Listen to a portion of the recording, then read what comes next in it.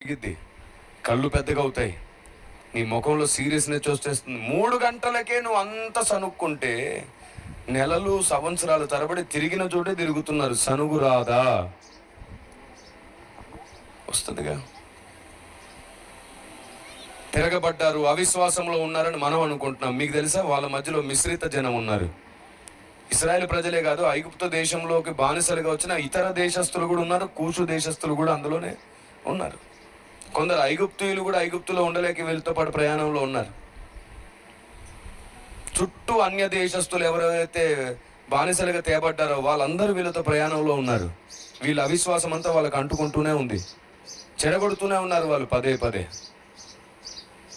ఇశ్రాయేలు ప్రజల్ని అర్థం చేసుకుందామనే మనసు ఎప్పుడు రాలేదే? లేఖనం అంటే నేను అంట అని బయలుదేరావు నువ్వు.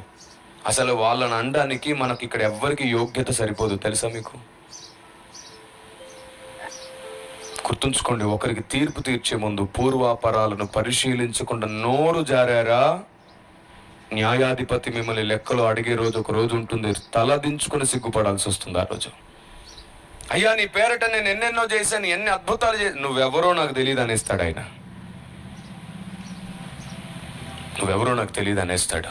ఇప్పుడు చెప్తున్నాను వినండి. వాస్తవానికి ఇశ్రాయేలు ప్రజలు సనగడం న్యాయమే, గొనగడం న్యాయమే, వాళ్ళకి ఇంకేదో కావాలని అడగడం న్యాయమే. కానీ అడిగే విధానం ఏంటో తెలుసా? మోకరించి అడగాల్సింది. తండ్రి, మాకు ఈ ఆహారం తినలేకపోతున్నాము, మా ఆహారం మార్చు తండ్రి అని కన్నీళ్లతో బతిమాలాల్సింది, కానీ తిరగబడకుండా ఉండాల్సిందే.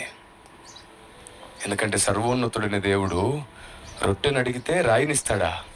చేపను అడిగితే పామునిస్తాడా? వీళ్ళు అడిగే పద్ధతి బాగోలేదు.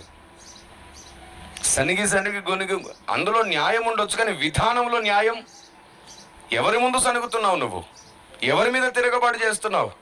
ఏదైనా చేయగలిగిన దేవుడు నీ కొరకు రాతిలో నుండి నీళ్ళు ఇవ్వగలిగితే కూరగాయలు ఇవ్వలేడా? నువ్వు వెళ్ళేలోపు ఎక్కడో చోట అడవిలో కూరగాయలు మొలిపించేవాడు నీకోసం.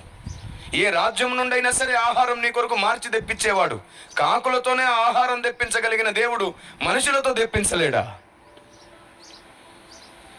ఆయన మెడలు వంచాలనుకుంటే ఏ రాజు మెడనైనా వంచి నీ కొరకు ఆహారం పెట్టేవాడు.